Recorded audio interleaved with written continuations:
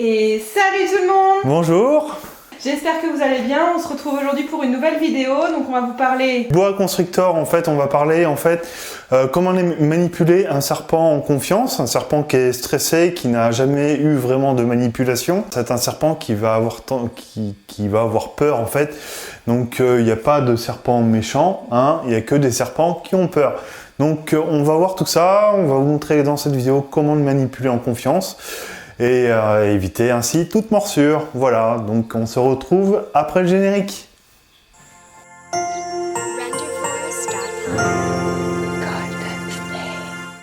Donc voilà, on va essayer de manipuler un petit peu notre boa constrictor imperator.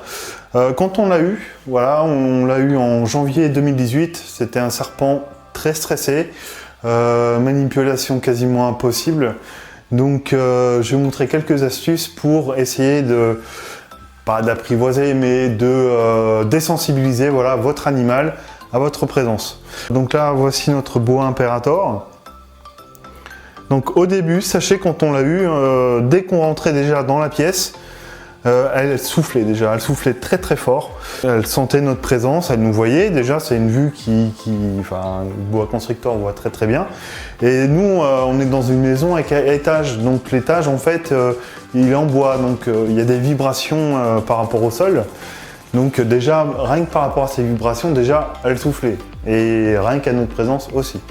Donc ce qu'on a fait en fait pour la désensibiliser, donc allez bien, n'ayez pas peur les viewers, vous allez voir.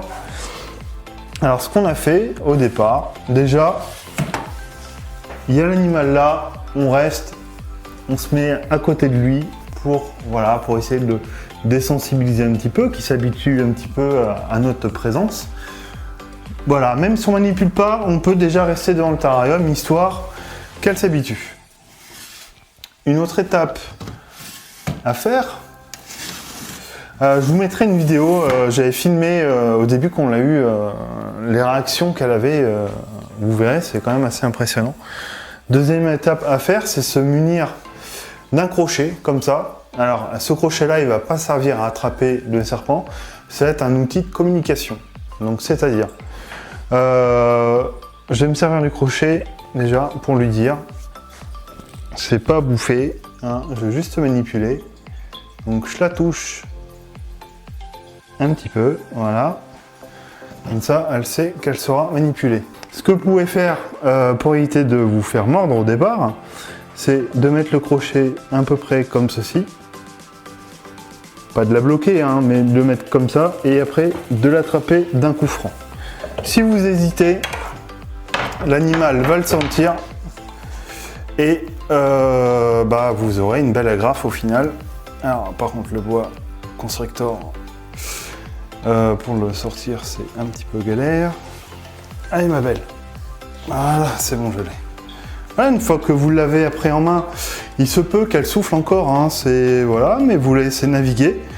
Vous pouvez faire des séances de manipulation tous les jours pour essayer vraiment de désensibiliser un maximum au début. Tous les jours, hein, 1 minute, 2 minutes, même pas, même quelques secondes, hein, histoire vraiment de l'habituer. Nous, maintenant, elle est devenue super sympa. Merci, tu me fous du substrat partout. Nous, en pratiquant cette méthode, on a vraiment réussi à désensibiliser notre boa. Parce que je peux comprendre quelqu'un qui débute dans la thalasophilie et qui veut un boa. Si le boa réagit comme ça, je peux comprendre que ça peut rebuter et justement freiner et de laisser justement le boa dans son coin, le nourrir juste comme ça et au final c'est pas le but. Voilà, c'est vraiment d'avoir une relation de confiance. En gros, elle me fait confiance. Maintenant, elle sait que je suis pas une menace. Hein. Elle sait très bien maintenant que l'homme n'est pas une menace. Elle n'était pas habituée. Et maintenant, je peux la manipuler vraiment sans crainte et tout ça. Mais bon, je prends quand même toujours mes précautions avec elle. J'y fais au crochet et tout ça. Enfin, je la préviens.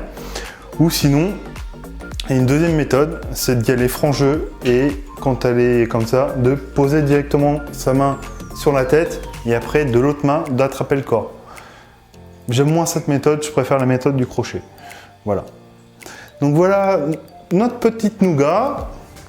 Donc en fait, c'est un bois Constrictor Imperator, qui est un peu aussi du Constrictor aussi à l'intérieur, donc c'est un hybride. Hein.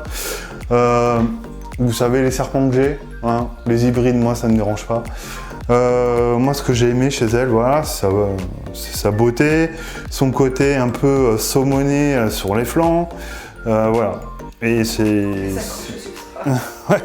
Et c'est devenu une crème, une brave mémère.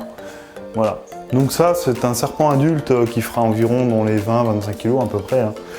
Voilà, donc ça fera une belle bête. Pour l'instant, elle est dans un terrarium de 120 par 60 par 50 de hauteur. Pour l'instant, vu son gabarit, ça lui suffit amplement.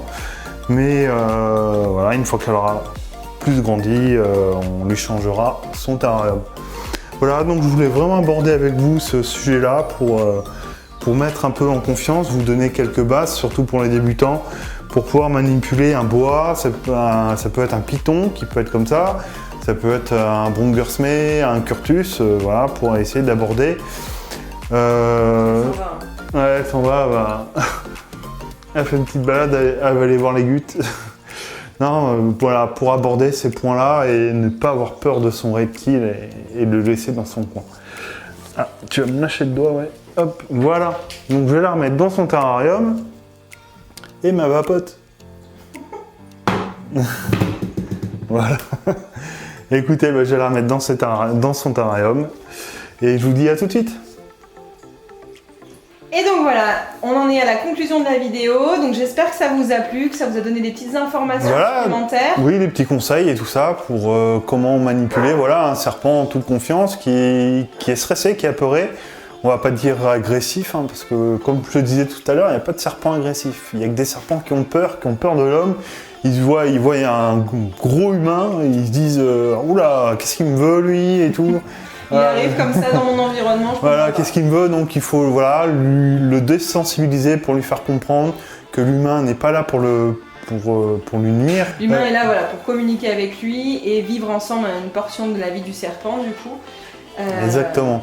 Et donc il faut communiquer ensemble pour pouvoir profiter chacun de la terrario et la bête dans de bonnes conditions et du coup l'humain dans l'exercice de sa passion. Donc, exactement, c'est ça. On la voit d'ailleurs enroulée sur sa branche derrière. Ouais, elle est derrière, juste là. On a une petite dédicace à faire passer, hein? Allez, vas-y, je te laisse l'honneur. C'est Kyrian du coup, merci de nous suivre. On a eu des contacts de ton papa, qui nous a contactés. Il a dit que tu étais un grand fan de nous, donc voilà, on tient à te remercier. On te fait plein de gros bisous et voilà, continue à regarder nos vidéos, c'est super. Bon, écoutez les amis, je pense qu'on vous a dit une bonne majorité des choses. Si vous avez des questions et tout ça, n'hésitez pas de commenter la vidéo.